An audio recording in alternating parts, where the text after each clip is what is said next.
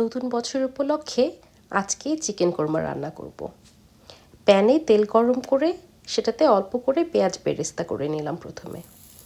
বেরেস্তা হয়ে গেলে আগে থেকে ব্লেন্ড করে রাখা আদা রসুন আর পেঁয়াজ দিয়ে খুব ভালো করে সেটাকেও ভাজা ভাজা করে নিচ্ছি।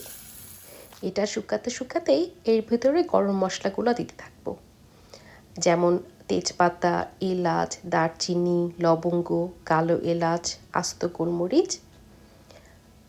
পানিটা যখন খুব ভালো করে শুকায় যাবে সেটাতে তোমরা বাদাম বাটা দিয়ে দিও। আমি এখানে কাঠবাদাম দিয়েছি, তোমরা যে কোনো বাদাম দিতে পারো। বাদাম দিয়ে এটাকে আবার খুব ভালো করে শুকাতে হবে। এর ফাঁকে আমি জিরার গুঁড়া, ধনে গুঁড়া আর গরম মশলার গুঁড়াও দিয়ে দিলাম। বাদামের বাটিটা পানি দিয়ে একটু ধুয়ে সেই পানিটাও আমি দিয়ে দিলাম। এখন একটু ঢেকে দিচ্ছি যাতে মশলাটা খুব ভালো করে শুকাতে পারে। এটাতে বাদাম দেওয়াতে একটু বেশি ড্রাই হয়ে গিয়েছিল, আমি একটু দুধ দিয়ে তারপরে মশলাটা কষাচ্ছি। দুধ দেওয়াতে এটা একটু আঠালো হয়ে যাচ্ছে, তারপরও কিছু করার নেই, এরকম করেই রান্না করতে হবে। একটু পরপর পানির বদলে দুধ দিয়ে আমি মশলাটাকে কষাচ্ছিলাম। একটু তেল উপরে উঠলে ভালো হতো, কিন্তু ওঠে নাই, কিছু করার নাই। এই পর্যায়ে আমি মুরগিগুলা দিয়ে দিলাম। মুরগি দিয়ে আবারও ভালো করে মশলার সাথে মাখায় ফেলতে হবে। আন্দাজ মতো লবণ এবং 3টা কাঁচামরিচ দিয়ে আমি আবার ভালো করে নাড়তে থাকলাম। মুরগিটা কিছুক্ষণ নাড়াচাড়া করলে অবশ্য সেখান থেকে পানি বের হবে, পানিটাকে শুকায় ফেলতে হবে। এর ফাঁকে টক দই দিয়ে দিলাম আমি।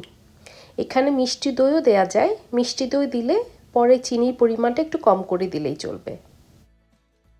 আবার ভালো করে নাড়তে থাকো, নাড়তে নাড়তে পানিটা শুকায় ফেলতে হবে।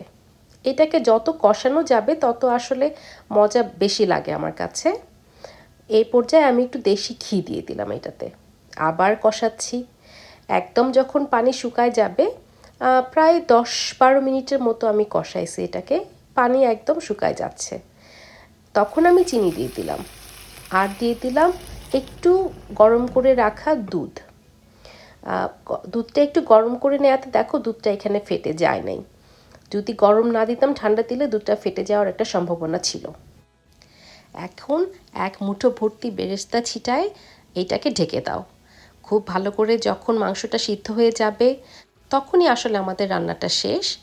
পরিবেশনের আগে আরেকটু ঘি ছিটায় দেওয়া যায়, আরেকটু বেরেস্তা ছিটায় দেওয়া যায়, তাহলে তো খেতে আরও ভালো লাগে।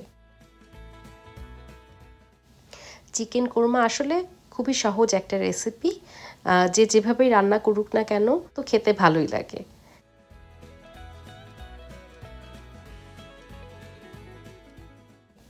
তো আমার এটা খেতে তো আমার খুবই ভালো লেগেছে। তোমরা জানাও তোমাদেরটা কেমন হয়েছে। তোমাদের সবাইকে নতুন বছরের অনেক অনেক শুভেচ্ছা। Happy new year 2026।